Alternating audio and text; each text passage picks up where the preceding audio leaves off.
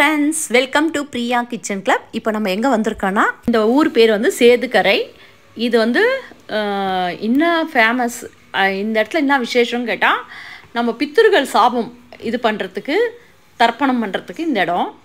இது வந்து ரொம்ப ரொம்ப முக்கியமான இடம். ராமேஸ்வரம் மாதிரி இது.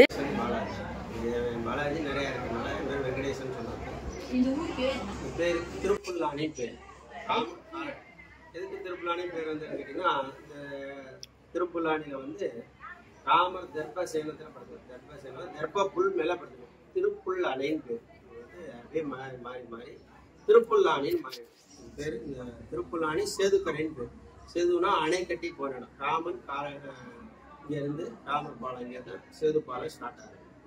சமுத்திரத்தில் 4 கிலோமீட்டர் உள்ளே போனால் அங்கே தான் சேது பாலம். சேதுனா அணைன்னு பேர். சமஸ்கிருதத்தில் சேதுனா அணை பேர். அதனால சேதுக்கரைன்னு பேர்.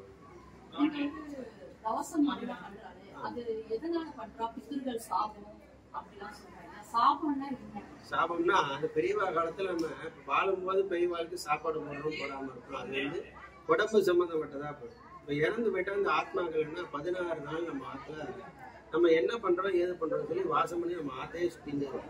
இறந்து போயிட்டா ஆத்மா நேரடியா உடனே போயிட முடியாது. சொர்க்கத்துக்கு நம்ம ஆத்திலே இருந்து நம்ம என்ன பண்றோம் அதுக்காக தான் அந்த 16 நாள் ஆத்துல விளக்கேற்றி வச்சு பெரியவாள் நினைச்சு அவளுக்கு பிடிச்ச பதார்த்தங்கள் பண்ணி நம்ம 10ஆவது நாள் கரையும் அப்படி கிரேக்கியர் இதெல்லாம் பண்றோம் இல்லையா. ஏன்னா அவளுக்கு பிடிச்சத வச்சு பண்ணி இந்த ஆத்மாவை பிண்டம் மாதிரி சாதத்துல பண்ணி அந்த ஆத்மாவை சொர்க்கத்துக்கு அனுப்பி வைக்கும். அந்த உருவத்தை வந்து அந்த பிண்டத்தின் மூலியமா அந்த ஆத்மா அதை தாகம் தீர்ந்து எள்ளும் தண்ணி விடுற தீர்த்தத்தை தான் ஆகாரமா எடுத்துக்கணும். இப்ப இதெல்லாம் இப்ப உள்ள காலகட்டத்துல கரெக்டா 16 நாள் ஃபாலோ பண்ண முடியாது. இது மாதிரி வருஷம் சிரார்த்தம் கொடுக்கும். ஒவ்வொரு வருஷமும் சிரார்த்தம் கொடுக்கணும். ஆமா, பெரியவாளுக்கு இறந்த திதி என்னைக்கு வருதோ அன்னைக்கு கொடுக்கணும். ஏன்னாக்கா ஒரு சர்க்கிள். இப்ப இன்னைக்கு இறந்து போறோம்னா இன்னைக்கு என்ன திதியோ அதே மாதிரி அடுத்த வருஷம் ஆடி மாசம் திருத்தியை திதி என்னைக்கு வருதோ அன்னைக்கு கொடுக்கணும். அப்பதான் அந்த ஆத்மா நமக்கு ஒரு வருஷம் ஆகும்போது அந்த முன்னோர்களுக்கு ஒரு நாள் கிடைக்கும். இப்ப வந்து சந்திராயன் அனுப்பி 28 நாள் ஆகுதுன்னு சொல்றாங்க. ஒரு நாள் நமக்கு 28 நாள் ஆனாதான் அங்க வந்து நிலால 28 நாள் ஒரு நாள் கணக்காகுது. அப்ப அதே மாதிரிதான் பிதிர்லோகம் சொல்லக்கூடிய உலகத்துல இருக்கக்கூடிய பெரியவாளுக்கு வந்து நமக்கு 1 இயர் சுத்தி வந்தாதான் அவளுக்கு ஒரு நாள். அதனாலதான் அவளுக்கு டெய்லி சாப்பாடு கொடுக்குறதா. அதனாலதான் அந்த வருஷம் சிரார்த்தம் அந்த திதி அன்னைக்கு கொடுக்கணும். அது வந்து ஒவ்வொரு வருஷமும் கொடுத்துட்டே இருக்கும். அப்ப இந்த பிதிரு சாபங்கிறது எப்படி ஏற்படுது அப்படின்னு கேட்டீங்கன்னா, அந்த வருஷம் சிரார்த்தம் கொடுக்க முடியாம போயிட்டாக்கா அவ என்ன ஆகுனா அந்த ஒரு நாள் முடிஞ்சோன்னா நம்ம ஆத்துல வந்து ஆசையில இருந்து நம்ம கொடுக்குற அந்த எள்ளு தீர்த்தம் பிண்ட பிரதானத்தை ஏத்துக்கணும். இப்ப நம்ம கொடுக்காம இருந்தோம்னா அவ திருப்பி பசி தாகத்துல இருந்தா சுவாமி மறுபடியும் ஏத்துக்க மாட்டாங்க. இப்ப என்னன்னா அந்த ஆத்மா நம்மளுடைய ஆத்திலே தங்கிடும். அப்ப அந்த ஆத்மா தங்கினா பசி தாகத்துல அலைஞ்சிட்டே இருப்பான். ஆத்துல பெரியவெல்லாம் பசி தாகத்துல இருந்தா என்ன பண்ணுவோம், கோபமா இருந்துட்டே இருப்பாங்க. அது மாதிரி இந்த ஆத்மாவும் கோபமா நம்ம ஆத்தை சுத்தி அலைஞ்சிட்டே இருக்கும். இப்ப என்னதான் நம்ம வந்து அடுத்தடுத்து சிரார்த்தம் கொடுத்தாலும் போய் சேராது. அது மாதிரி நம்ம ஆத்துல போயிருந்தாங்கன்னா ஆத்துல துர்மரணங்கள் ஏற்படுது. ஆக்சிடென்ட் இது மாதிரி நார்மலா இறந்து போகாம துர்மரணங்கள் ஏற்படுது. ஏன்னா பெருமாள் திருவடி சேர்ந்தா தான் நமக்கு எதுவுமே சுபிக்ஷம் இருக்கு. ஏன்னு கேட்டீங்கன்னா மாதா பிதா குரு தெய்வம் சொல்லணும். என்னதான் நம்ம கோயில் கட்டி கும்பாபிஷேகம் பண்ணாலும் அப்பா அம்மாவுக்கு செய்யக்கூடிய சிரார்த்தங்கள் அப்பா அம்மாவை கவனிக்க முடியாம நம்ம கோயில் கட்டினாலும் பலன் கிடையாது. அதனால பெரியவாளும் செய்யக்கூடிய காரியங்கள் நம்ம விடாம பண்ணிட்டே இருக்கும். அவளுடைய ஆசீர்வாதம் இருந்தா தான் அவள் பெருமாள்கிட்ட போய் நமக்கு வேணுங்கிறத என்னன்னாலும் கொண்டு வந்து சேர்க்க முடியும். பெருமாளை நேரடியாக வந்து நம்மகிட்ட எதுவும் கொடுக்க முடியாது. ஏன்னு கேட்டீங்கன்னா நம்ம கலெக்டர்கிட்ட போய் நேரடியாக நம்ம போய் மனு கொடுத்துட்டு வருவோம். நேரடியாக வந்து அவரே எல்லாத்தையும் பண்ணிடுவாங்க. கீழே இருக்கிற ஆஃபீஸர்ஸ் அதே மாதிரி தான் நம்ம பெருமாள்கிட்ட போய் ஒரு பிரார்த்தனை வைக்கிறோம். ஆனா அவரே வந்து எல்லாம் செய்ய முடியுமான்னு கேட்டா செய்ய முடியாது. அதுக்கு உண்டான பெரியவாள் தான் நம்ம 21 கிலோமீட்டர் பெரியவாள்.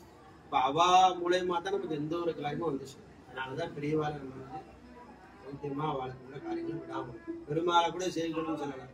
பெரியவாளுக்குள்ள காரியங்கள் விடாமல் இந்த மாதிரி குருஸ்தானத்துல இருக்கிறவளை நம்ம விடாமல் பண்ண முடியல, சூழ்நிலை சரியில்லை, பைசா இல்ல, அத மாதிரி கஷ்டப்படுறவங்க நிறைய பேர். இன்னைக்கு ஸ்டேஜ்ல வந்து ஒரு தவசம் பண்றது வந்து ஒரு 10,000 ரூபாய் கம்மி பண்ண முடியலையா?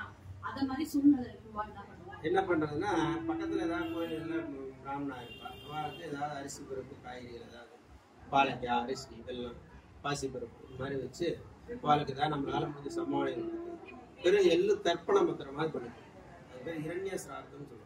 வஸ்திரம் வச்சு நம்மளால முடிஞ்ச ஒரு எள்ளு தர்ப்பணத்துக்கு இவ்வளவுன்னு கணக்கு கிடையாது. கொடுக்குற சம்பாவனையும் வாங்கிப்பாங்க. தர்ப்பணமாவது பண்ணிக்கலாம். சிரார்த்தம் பண்ண முடியலையா பக்கத்துல கோயிலில் பண்ணியிருக்கோம். வாழ்ந்து போய் தர்ப்பணம் பண்ணி இந்த இரண்ய சிரார்த்தமாக பண்ணி முடிச்சு. இதாவது நம்ம பண்ணணும். இதுவும் பண்ணாமல் இருக்கப்ப இதுதான் இருக்கிறதுலே ஃபர்ஸ்ட். இது வந்து சம்பாவனை உலகமே கிடையாது. இப்போ ஐயங்கார்ல வந்து நம்ம அமாவாசை பண்றோம் இல்லையா? அந்த அமாவாசை எதுக்கு பண்றோம்? அமாவாசைங்கிறது இப்போ நம்ம ஒரு வருஷம் ஆகுதுன்னு சொல்றோம் இல்லையா? ஒரு நாள் ஆகுது, வாழ்க்கை ஒரு நாள் ஆகுது, நமக்கு ஒரு வருஷம் ஆகுது. அப்போ இப்போ நம்ம காலையில் எழுந்திரிக்கிறோம், காஃபி சாப்பிடுவோம், தீர்த்தம் சாப்பிடுவோம், அதுக்கப்புறம் டிஃபன் சாப்பிடுவோம், அதுக்கப்புறம் மத்தியானம் சாப்பாடு சாப்பிடுவோம், அதுக்கப்புறம் சாயங்காலம் காஃபி சாப்பிடுவோம். அப்போ இந்த ஒரு வருஷத்தை வந்து எப்படி பிரிச்சு வச்சிருக்கோம்னா 3 மாசமா பிரிச்சு வச்சிருக்கோம். 12 மாசங்கிறது ஒன்று, 2 மாசம் அமாவாசைங்கிறது ஒன்று. 2 மாசம் அமாவாசைங்கிறது நம்ம அடிக்கடி தீர்த்தம் சாப்பிடுறோம் இல்லையா? தாக எடுத்தா தீர்த்தம் சாப்பிடுவோம், அதுதான் இந்த அமாவாசை. 12 மாசங்கிறது 12 தான் நம்ம தீர்த்தம் சாப்பிடுவோம். ஒரு நாளைக்கு 5 லிட்டர் 6 லிட்டர் தீர்த்தம் சாப்பிடுறோம். நான் 12 லிட்டர் ஒரு 6 லிட்டர் தீர்த்தமாக ஒரு இதுதான் இந்த 12 அமாவாசை. இதுல வந்து இந்த ஆடி அமாவாசை, தை அமாவாசை இதெல்லாம் எதுக்காக வச்சிருக்காங்க? நம்ம ஆத்துல தான் தீட்டு வந்து போயிடும், சாதம் வந்து. அப்போ தீட்டு வந்து போயிடும், இல்லை ஆத்துல இருக்கிறவா ஏதாவது வெளியூர் போய் மாட்டின்னு.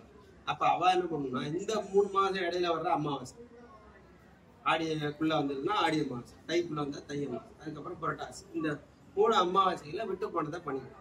இது மூலமா பண்ணுனா இந்த ஆத்மா சாந்தி. இதுவும் நம்ம பண்ண முடியல, அது சிம்பிளாவும் பண்ண முடியலன்னா தோஷம். இது வந்து ஒவ்வொரு தலைமுறையும் தொடர்ந்துட்டே வரும். அடுத்தடுத்த திதிகள் நம்ம தொடர்ந்துட்டே வரும். இந்த சாரத்தை விட்டு போயிடுதுன்னா இந்த சாபமும் தொடர்ந்துட்டே வரும். ஆத்துல எந்த ஒரு சுபிக்ஷமும் இருக்காது, எல்லாமே தடைகளாக இருக்கும். எந்த ஒரு காரியமும் நம்ம செய்யவே முடியும். ஒரு படி எடுத்தோம்னா மறுபடியும் 10 படி கீழே சரிக்கிட்டே இருக்கும். மனசுல நிம்மதி இருக்காது. இதெல்லாம் பெரியவாங்க. ஏன்னா எல்லா வசதி வாய்ப்பும் எல்லா சௌக்கியமும் கொடுத்து வந்தேன். இவன் வந்து எனக்காக ஒரு நாளைக்கு சார்த்தம் கூட பண்ண மாட்டேங்கிறான். நினைச்சிட்டா கூட இது வந்து சார்த்தங்கிறது இவ்வளவுதான் எந்த ஒரு சாஸ்திரத்தையும் சொல்லப்படாது. யதாசக்தி நமக்கு என்ன முடியுதோ அதை பண்ணிக்கணும். வசதி வாய்ப்பா இருக்கிறவாலும் இரண்டே சார்த்தம் பண்ணிக்கணும். வசதியாக இருக்கிறவா சார்த்தமா தான் பண்ணணும். வசதி இல்லாதவா இரண்டிய சார்த்தமா. அப்படி கிடையாது, வசதி இருந்தாலும் அவளுக்கு உடம்பு ஒத்துழைக்காது இல்லையா? உடம்பு ஒத்துழைக்க தர்ப்பப்புள்ள வாத்தியாரை கொடுத்து வாத்தியார் பண்ணிடுவோம். அதுக்கு வாத்தியாரை கூப்பிடுறது இல்லையா? வாத்தியார்ட்ட தர்பையை தொட்டு கொடுத்துட்டாலே வாத்தியார் எல்லாமே அவங்க உங்க நிமித்தமா உட்காந்து பண்ணிடுவாங்க.